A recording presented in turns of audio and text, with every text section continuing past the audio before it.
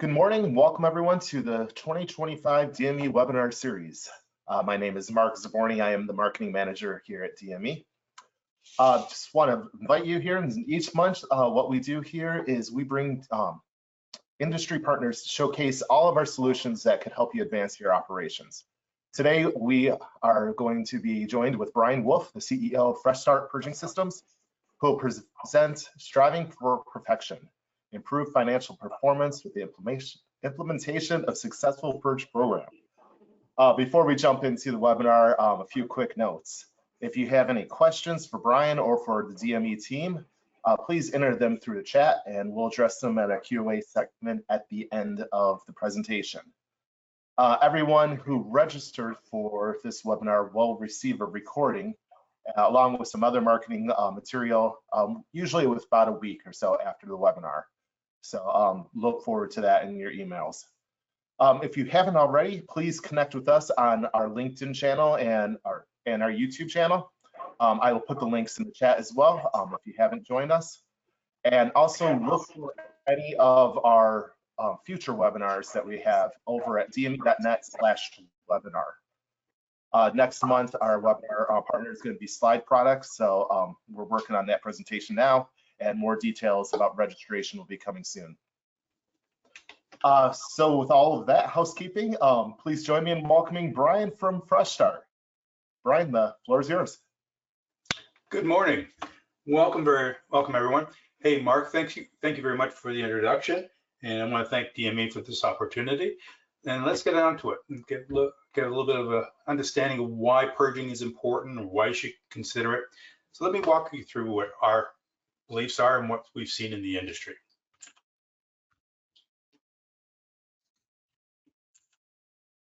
Okay, what's the objective of this presentation? Okay, we want to discuss and review why purging is key to your operation. Okay, we want to help you understand the financial gain through good purging processes, and we also want to show you the unique value proposition that we offer. So why do you really want to embrace purging process, a purging program as in total? Well, there are 6 key items or metrics that we've identified that are important, that we believe that has a tremendous impact on your company. Everything from lean manufacturing to quality improvement, employee development, business growth, and increased returns and sustainability. So how does this all work? So by looking at the key metrics, you're looking at improving quality from of your product, of your finished product. You're looking at the speed of changeover from color to color, or color to material, or material to material. You want to look at decreasing the scrap rates, the contamination, anything that's going to make a product you can't sell, removing that from the equation. You're going to look at lowering your overall production costs, reducing your machine downtime, improving your profitability, and boosting your overall capacity, which means increasing your sales. How do you go about doing this, and how do you assess, whether you have a system that's going to work for you or not? And to do that, really, you just need to understand your process. Then, establish a rubric, some form of format that you can assess a dollar value, so you can actually monitor and set up a cost structure towards that. Then turn around and measure your baseline. What are you doing right now? How does that fit into the rubric, and what does that overall cost look like? Then look at evaluating an alternative system, comparing the two, and then determining what is the best value proposition for you as a company, and how can you use that to increase your bottom line. So we're going to go into the 8 steps here that we've looked at in the value proposition process as we look at it. First one we want to do is we want to say understanding your process. Okay, we think that's critical for you to take a look at and understand where you're going and how your system operates. So you're going to look at the application, the products, processing temperature, the resins, the pigments, the additives, the production costs, quality costs, machine, you're going to look at the size of the mold. All those play into this equation of trying to understand your total process. Then how does that fit into a metrics? Well, here on the left-hand side, we've got an example of an ROI checklist that we've created, okay? What does it do for you and how does it work? We're going to go through that as we go through this presentation and show you the different formats and how you can make this work and how you can actually determine at the end of the day the efficiency of using a good purging compound, okay? You're going to look at things such as scrap rates. How much labor are you throwing at this to make this product effective, or making the current incumbent system work more effective? How much time are you gaining or losing on your equipment? Is there an opportunity that's being lost? Okay, what is the overall cost of putting all those things together and understanding, is this the most effective use of my equipment at this time, and am I getting the most value from it? So we're going to talk about selection of grade. This is getting into the products that we offer, okay? We've got 4 of them. The most versatile and the largest product that we move out there is MC2HH. It is a product that we're able to put into numerous applications and something that probably we would start you off on, okay? The other ones are very more specific into the actual application and dealing with things as blown film or caps and closures. But if you're using everything else, this MC2HH is going to be our focus product to work with. Analyzing cost factors. So right now, you know, we've heard, hey, I've got an in-house product. It's cheaper than anything you can offer us. It's got no cost to me. I can turn it around, I can recycle it, I can do whatever I want with it, but it doesn't cost me anything.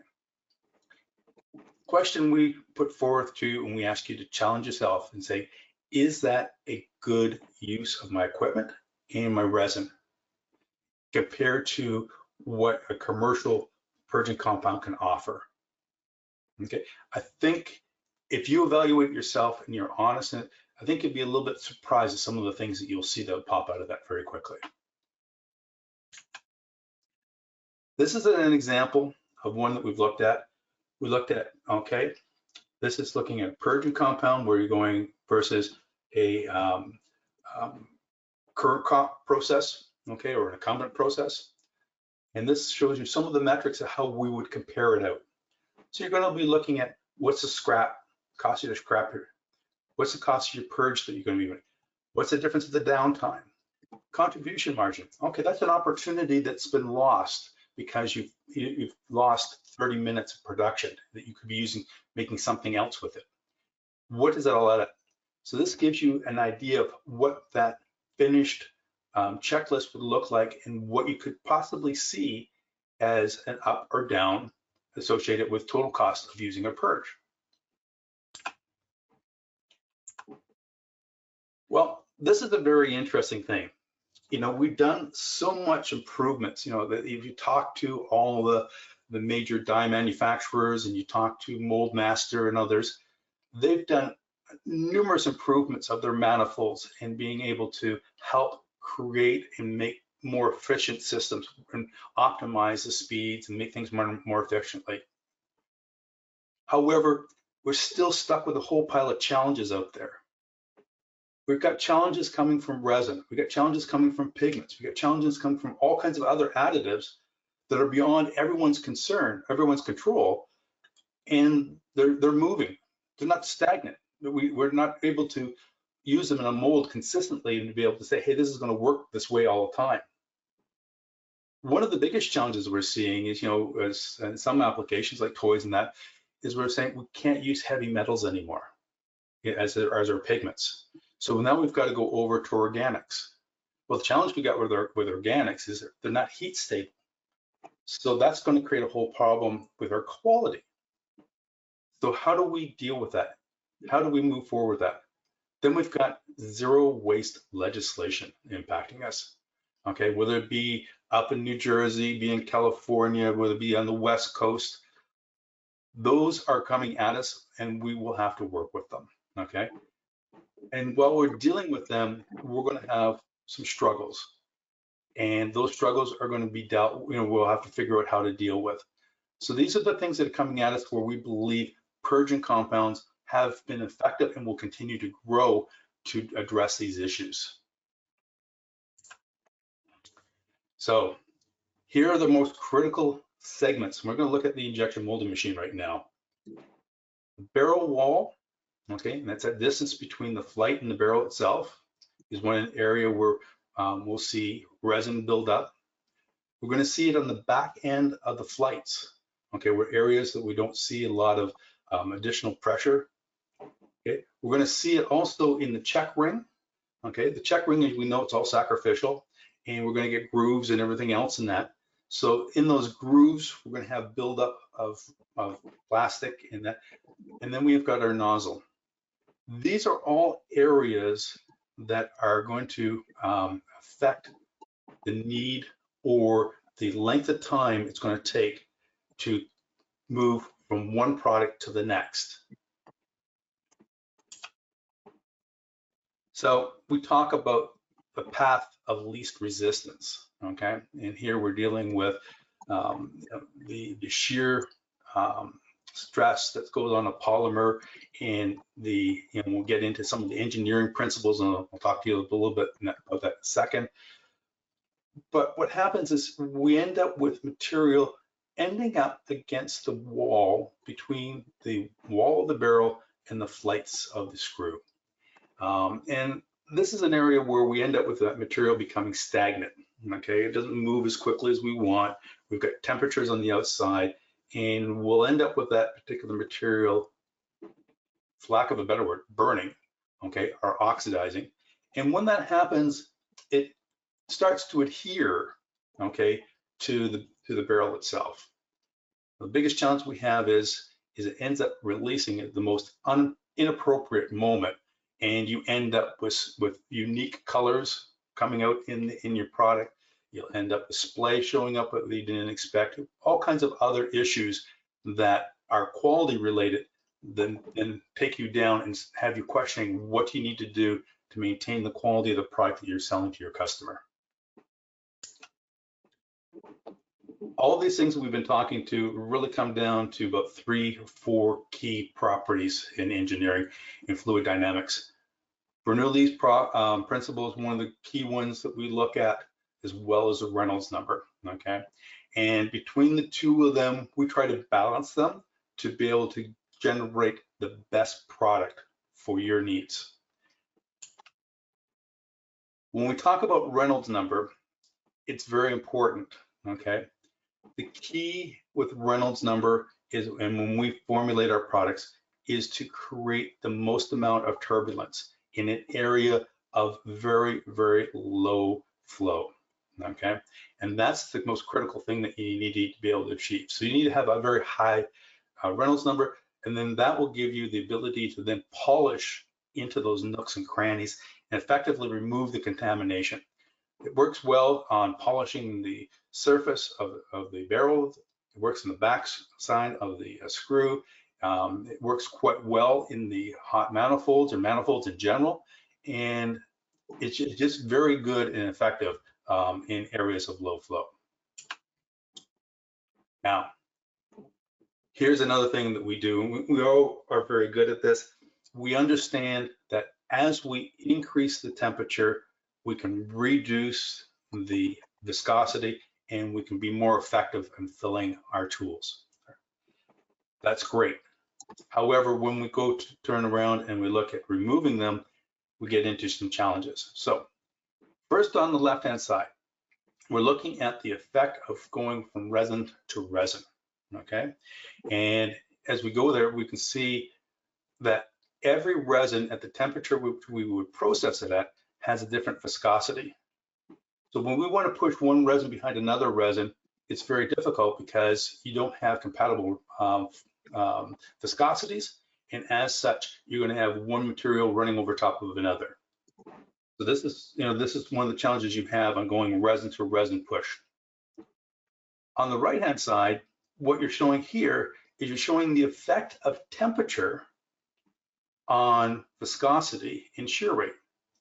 So you can say if you drop the temperature on the resin by 20 degrees Celsius, you turn around and you can actually increase the shear rate, and you can also increase the viscosity, thus allowing you to be able to push some of the garbage out that you're trying to move. So that's showing a little bit of the dynamics between resin to resin and same resin and dealing with the temperature itself. What does this mean overall? Okay. So here I'm looking at a situation where I've got a changeover and how it's going to be very costly for me. And I'm trying virgin resin to virgin resin. I'm not adjusting the temperature. I don't have the viscosities, in the range so I can push one product out versus another. And it's going to cost me, okay?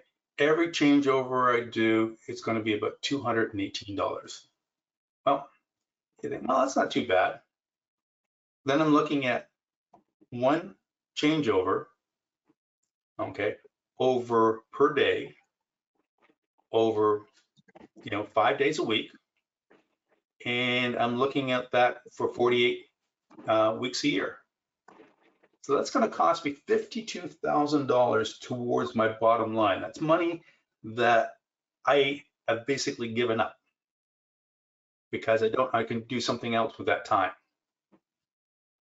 And I can probably sell a product that I can make a lot more money with. So those are the type of things we look at and say, what is the opportunity lost that I can gain to increase my bottom line?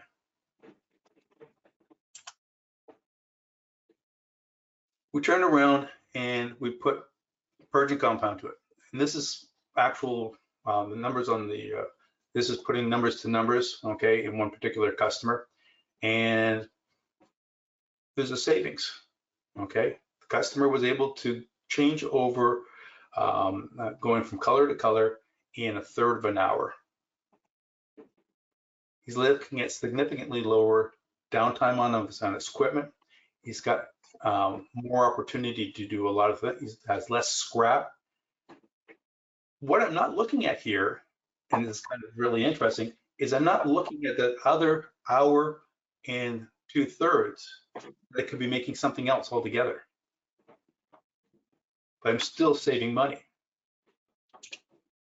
At the end of the year, with a purge, there's $38,000 more in the coffers. Now that's not, I'm just dealing with one change.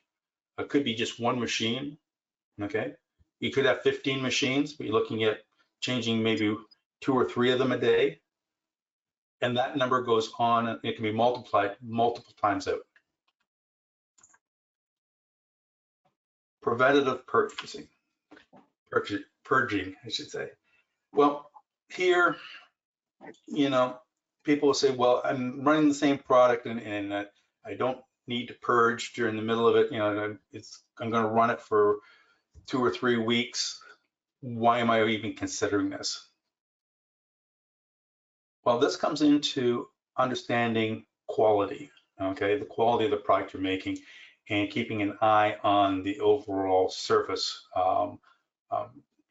issues that you may have, okay? Just dealing from what we were talking about earlier, a pigment that is starting to burn in the equipment, or you've introduced to it some recycled, or you're regrinding the sprues and you're putting them back into the mix. All those things can cause some challenges in creating areas where you will see some black specks being introduced, some color streaking maybe there, whatever. These are some of the challenges that you see within the process itself as you run it for an extended period of time. At that time, basically, what you need to do is you need to monitor that through your quality department, keep an eye on that, and then as you start seeing this start to manifest itself, then start considering doing a quick purge, okay? Not talking about doing a radical, but just turning around and dropping in some purging compound, run it through, and get back into production.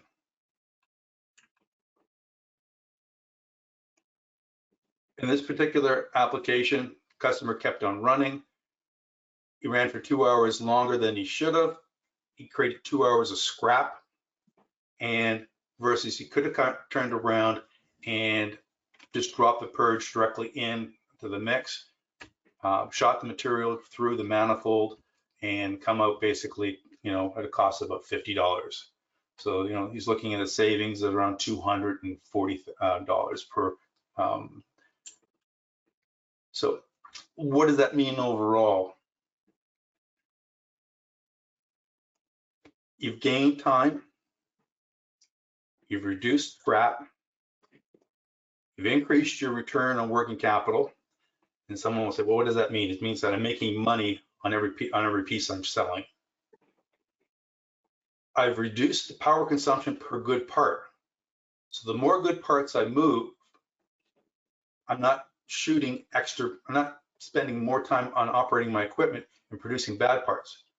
So I'm making more good parts per overall power consumed in the plant. Same thing with overhead. I'm also, because I'm being better at using the power consumption and overhead and all the other things, I'm becoming more sustainable, and I'm reducing my carbon footprint. These are all good metrics to be able to sell to your stockholders and also to your customers and things of that nature, to say I'm being responsible and I'm being sustainable.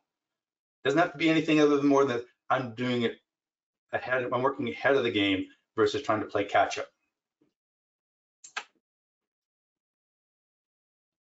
Shutdown and sealing. Well, we all like to go on holidays, and we're looking for times down, whether it be during the summer, whether it be at Thanksgiving, whether it be over Christmas, whatever. We need to give our employees a break. So what do we do at that time?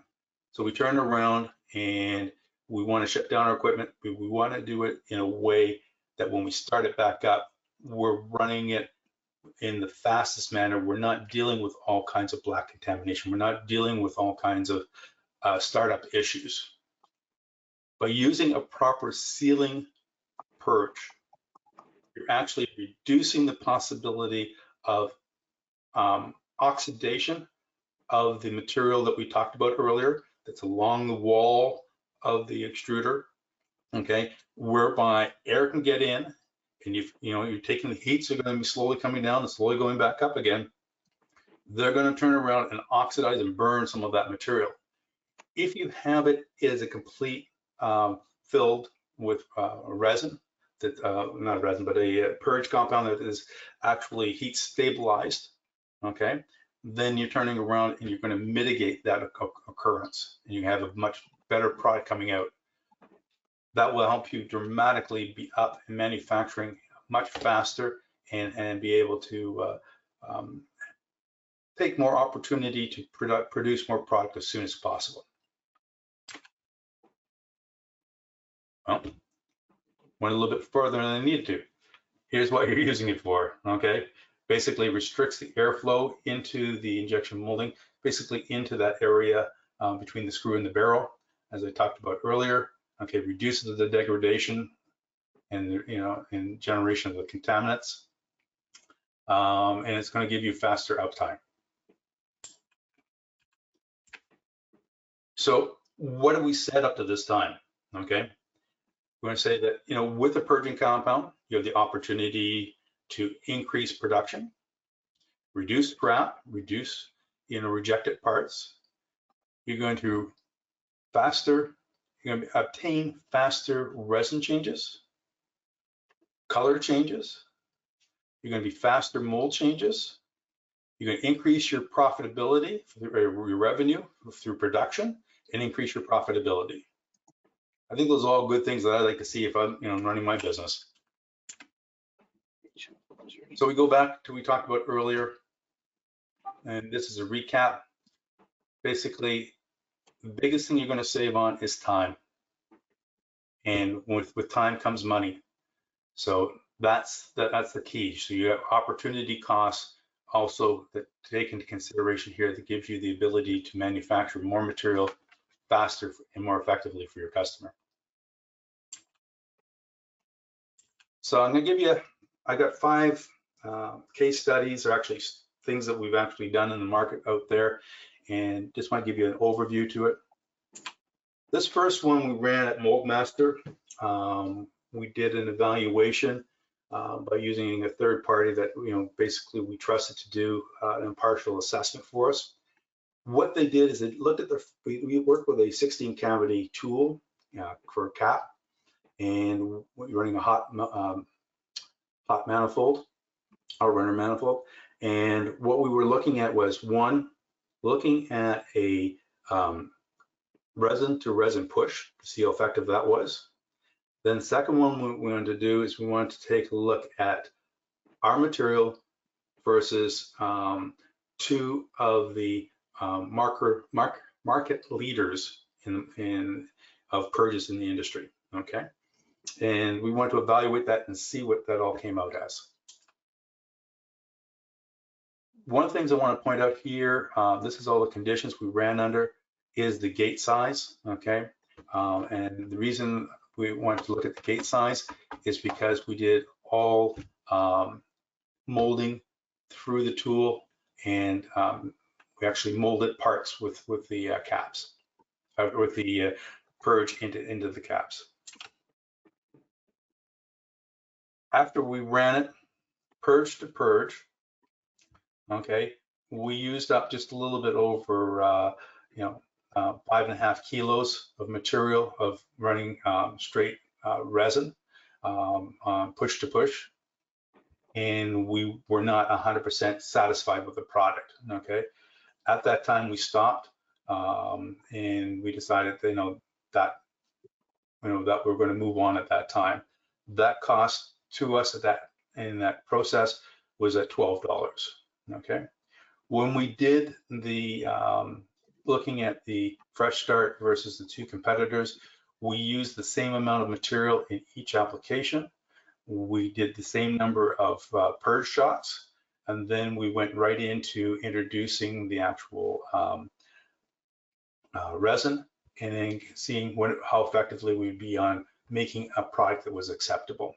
Okay, so in doing so, after 2 minutes of purging, we then turned around and introduced the resin, and after 7 shots with the Fresh Start, we were on color. We were basically clean, and then with the other 2, we were anywhere between 30 and 90 shots before we were actually considered to have a clean product.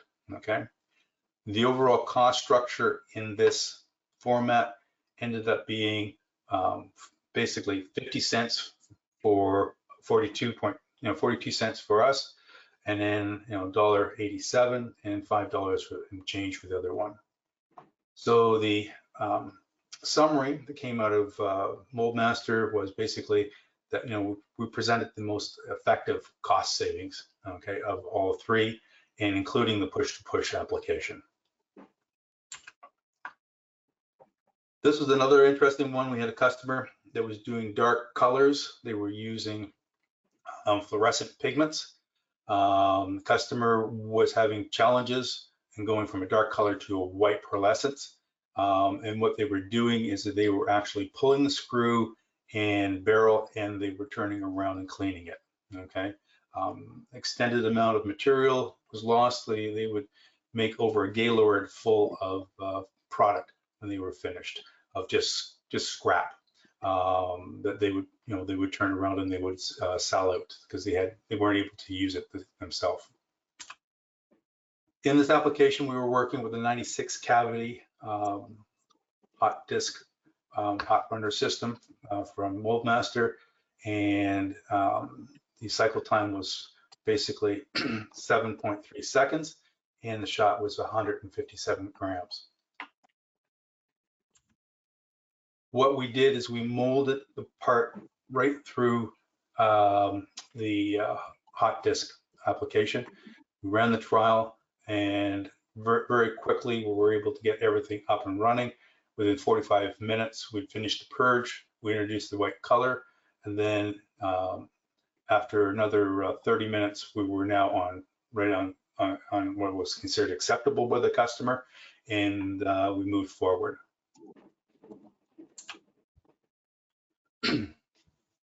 So overall, in this application, we generated less than 4,000% less scrap.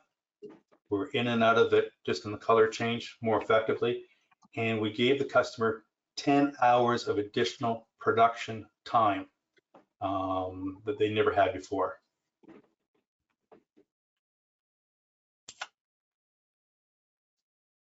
This was a very unique one.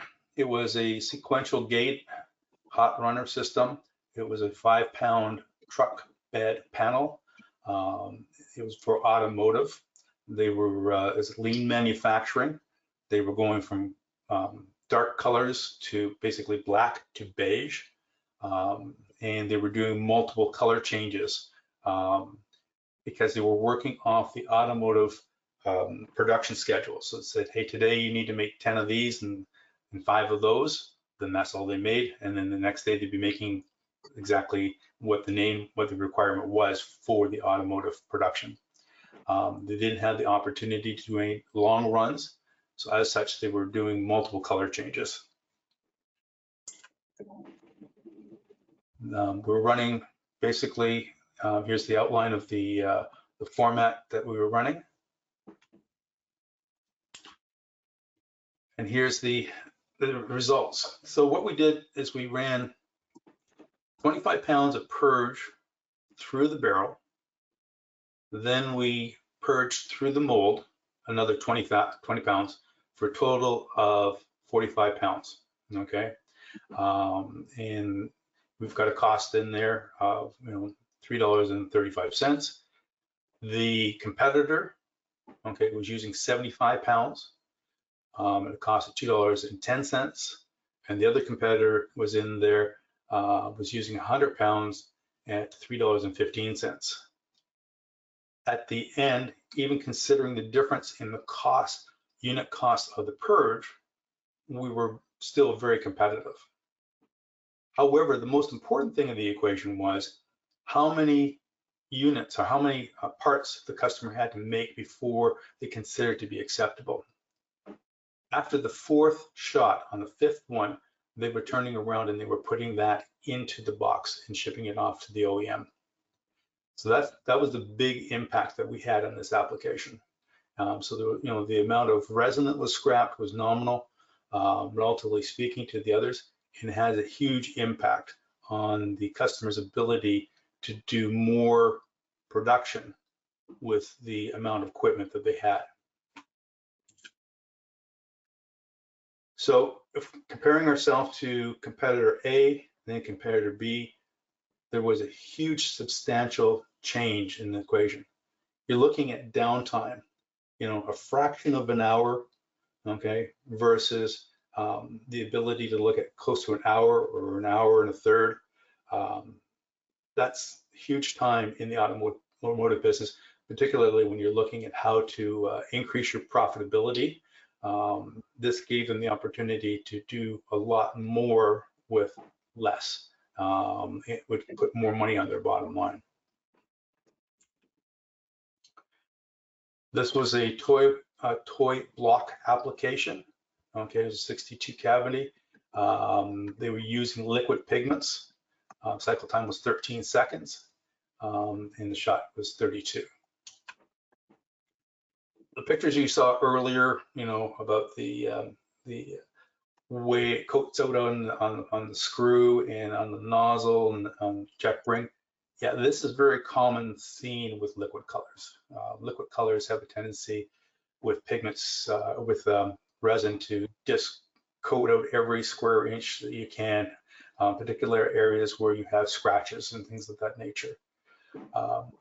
However, that being said, the customer was pulling their screw historically in this application, and we asked them just to turn around and take our product and drop it directly into their injection molding machine and shoot it right straight through their mold, and we followed it through. By the fourth sample we took, which was 12 minutes into the equation, okay, we were starting to see the last bit of the purge get out of relieving. By 14 minutes, we saw no sign of the purge left. By 15 minutes, the customer was satisfied that there was no color bleed over at all. And at 20 minutes, they were back into production with the next 7 colors. And you know, up to this time, they were looking anywhere between 4 to 10 hours, depending upon whether they were how close the colors were, or whether they can turn around and pull a screw as quickly as possible and clean it out. But this gave them the opportunity to have a huge change in their operation. So we're looking at a 450% efficiency over the incumbent. Okay, and they were looking at basically $125 increase in profitability just by using the purge. Now, this is not including the opportunity cost that they had, so that they were able to make more with less. At this particular time, they were looking at the potential of buying 2 more injection molding machines, and they found that with this change, they did not need to move forward with that acquisition. Last one we have here is another one. You're looking at a dark color going to a lighter color. Okay, the customer again is pulling the screw. They're in minimum of 8 hours of downtime.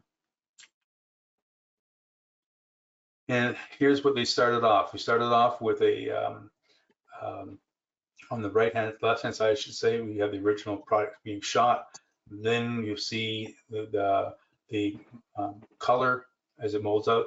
You can see the tan color. That's our purging compound reacting and taking that product out.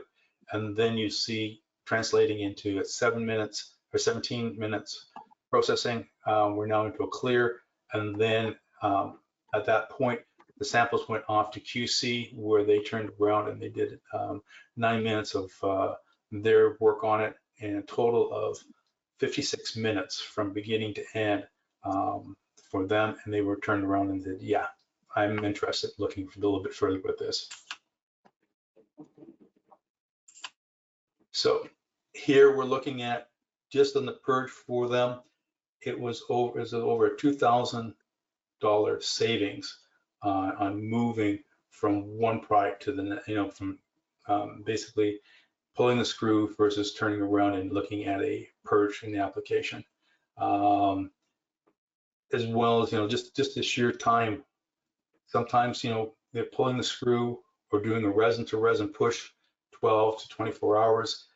It was all over the map, and they figured out, yes, by using a purging compound, they were able to see significant savings. And what we did here is we helped them by writing an SOP to help them internally with their operations, so that they could take it onto different product platforms.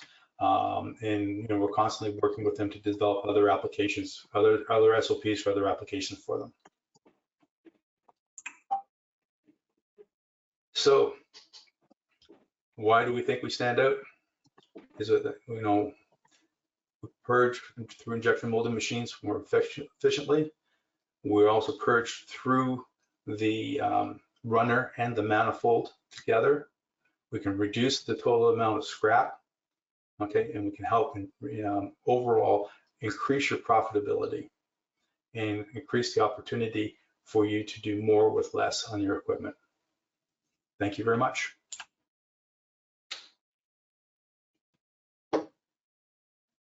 Awesome. Thank you, Bryon, for this presentation.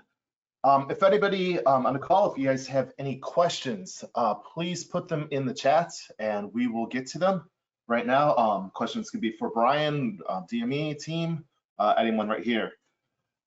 First questions that we do have, Bryon, is I'm always using black color in my process. Why should I consider using a purge compound? That's a very good question. Thank you for bringing that up.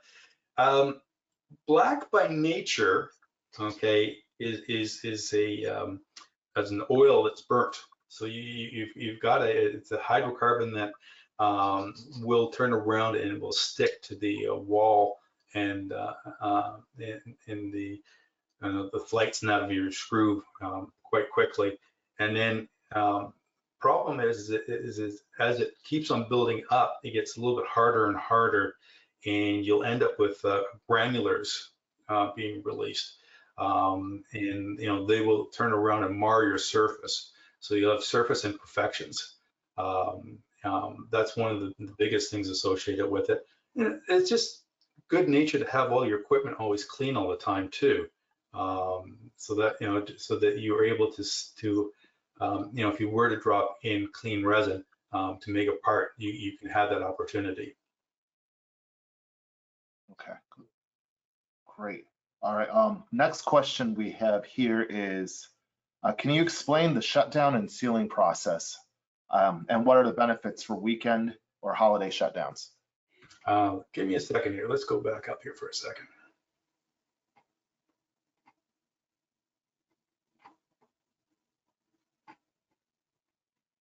There we are. Okay. So what happens here is you take your current material that you have, you basically let it exit the machine altogether, and then you come follow right in behind and you seal up the total barrel with a purging compound, okay, with a sealing compound, and then you basically turn around and make sure that you have enough, just sort of fills the top portion of the neck a little bit in this area here. The reason behind it is that air gets in, and with the material that's already coating the barrel of your extruder, and also on the screws in that area, it's going to turn around and it's going to seal that up so that air can't get in there and oxidize that. If it oxidizes it under the heat that you have on the system, it will turn around and basically burn it. And and at that particular time, when you start the material back up, start making it, you've purged out your sealing compound, and you put in your next product, you're going to see black specks, and you're going to see quality issues that are going to continue for some time afterwards. So basically, using a sealing compound is of value to try to mitigate the loss of time, startup, following an extended shutdown period. Okay, and how long is that shutdown? I mean, how long does that last for a shutdown? It's like for a week, 2 weeks, a month, or? Well, once you basically load the material in there, okay, you can turn your heats down, okay. Ideally, if you can turn them off, that'd be the best thing. Then you want someone to come in the evening before the shift starts and turn your temperatures back on, so that when you come in first thing in the morning, you're able to get back up. So if you came in at midnight and had someone turn on the heats on your line, so that things would be ready for you to start up at a 7 o'clock shift, then you would be more than adequate. In the sealing compound would be heat stable enough to be able to allow you to facilitate that. Great. Okay, again, guys, if you have questions, please put them in the chat. One question we got here is, how will this purge work with Macrolon 2558 clear medical grade piece? So how will this purge work? Oh, good old polycarbonate. That's one that everyone has a challenge with. Our purges work quite well with polycarbonate. That was one of the first things we got involved with many years ago, was people having challenges molding polycarbonate. Yes, polycarbonate has a tendency to char very quickly if there's any hang up in the system, and our purging compound works quite efficiently in being able to remove the oxidized polycarbonate in the equation. Great. And can Fresh Start products be used with liquid colorants? Oh, Oh, there's another good question.